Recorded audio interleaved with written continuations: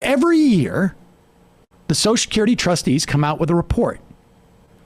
And they report on a bunch of different things.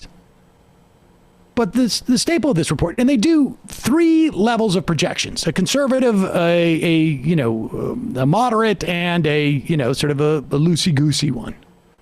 Every time you hear about the Social Security trustee report, it is always the most conservative estimate, which means that they are assuming things are going to be the worst for the sake of the Social Security Trust Fund.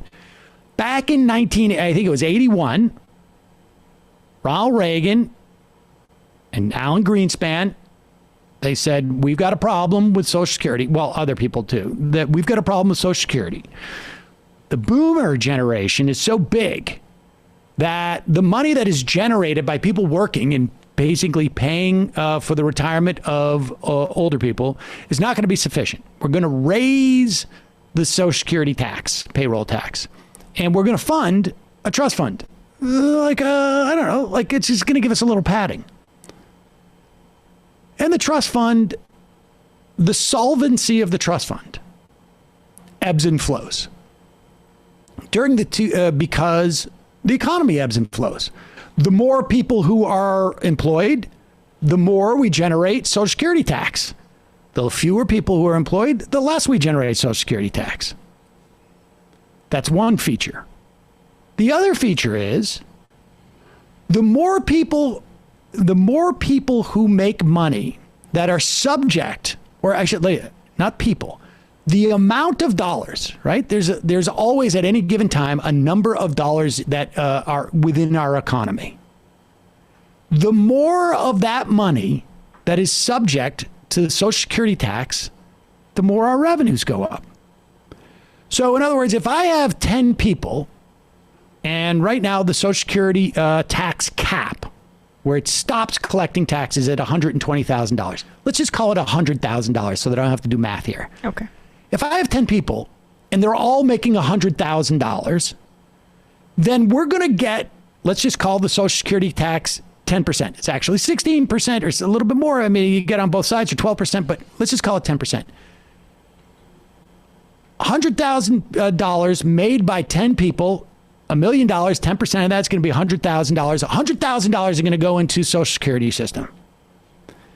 If you have 4 people making $100,000, or I should say you have 2 people making $100,000, and you've got 7 people making $20,000, right? So now we're at $340,000, and 1 person making, the rest of the money. So we had 240, like $760,000. Only their first $100,000 is subject to the tax. So all you're going to capture is $340,000 worth of taxable income, and you're going to take 10% out of it. You're going to get $34,000 because that last person is making so much of the money that $640,000 of theirs are protected from Social Security tax. That is the situation that we are living in today. Traditionally, Social Security would apply to about 90% of the money made in this country. And now it's closer to like 84%. So the revenue going in there is not as high as it's traditionally been. The Social Security Trust Fund, the trustees came out with a report that said because of COVID, a lot less people working, the trust fund is going to run out in 3032, I think it was, or 3033. And they do some version of this periodically. They do it every year. Every year. They make a report. Right. But it makes headlines when it's going to be depleted by this era. My point is, it makes headlines when there are those people who want to make it like we have a crisis in this country and we're going to have to cut things. And they're doing it because we're 2 weeks away from this infrastructure bill to start to work on it. But the fact is this: A, if Congress was to do nothing, Social Security is not insolvent. You will get 75% of your benefits. No matter Ad what. infinitum. Yeah. Because People are working. They're paying into the system. It's not into the trust fund. That's a separate thing, essentially, for the sake of this explanation. But to assume that nothing's going to happen is absurd, because Congress can address this. They can address this in any number of ways. They can address it by saying, hey, we're going to adjust the cap so that we get the traditional amount of revenue that we've or the traditional amount of revenue is subject to taxes, 91%. And they could adjust the cap in a myriad of ways. They can get rid of the cap. So every dollar you make in wages, if you're making over $130,000 a year, is subject to the Social Security tax. They could do a donut hole. At one point, that was an idea between 130 and 250. It's nothing, but then if you're above 250, you make it. And that's the most sort of like normie way you could address this. And it's super easy to do it. It's super easy to do it. You get rid of the cap. Another easy way is to raise wages. Well, you're still going to be subjected to the same amount. You need to get rid of wealth inequality to get that money. You could raise wages, but you need to raise the cap in some fashion if you're going to do it the normie way.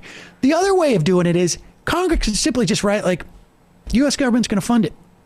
We don't need to tax. That's MMT.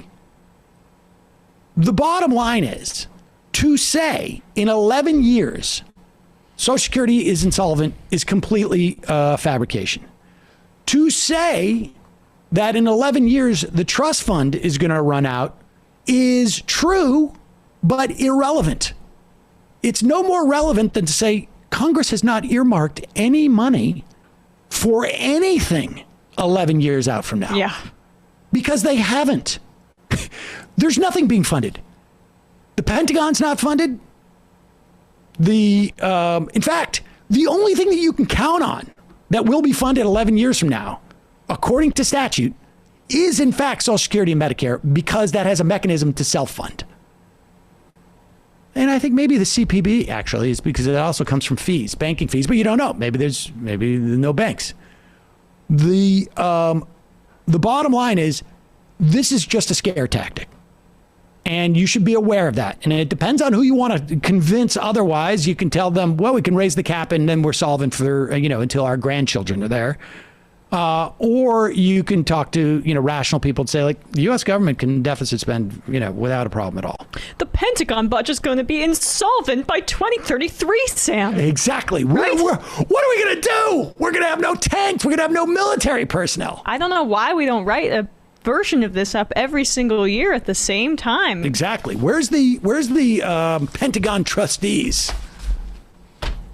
And you're right, though. It's completely coincidental that this is in the middle of negotiations over a significant infrastructure package where there are a lot of Democrats behind the scenes going, pay for.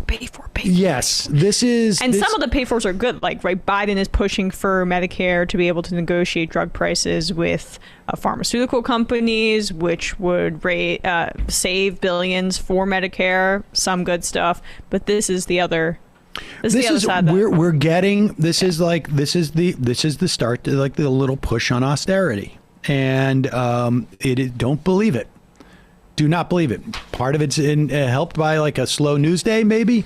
But like I saw this on the New York Times last night, and then I woke up this morning, I hear it on the AP, and then it's all over CNN, and that's it. And making it like it's some type of big scare. It is not the case. So, let's go to the IMs here. Congress can address this is different than Congress will address this. I will tell you something. Congress will address this. Congress will address this. They will definitely address it. There's a reason why they call it the third rail. And you can ask George Bush in privatization, and you can ask Barack Obama, who wanted to cut cost of living increases, and you can ask the Senate caucus, who had passed a resolution to increase Social Security payments. Folks, there's more of what you've just saw where that came from. That's if you hit the subscribe and like button. Thank you. Really, thank you.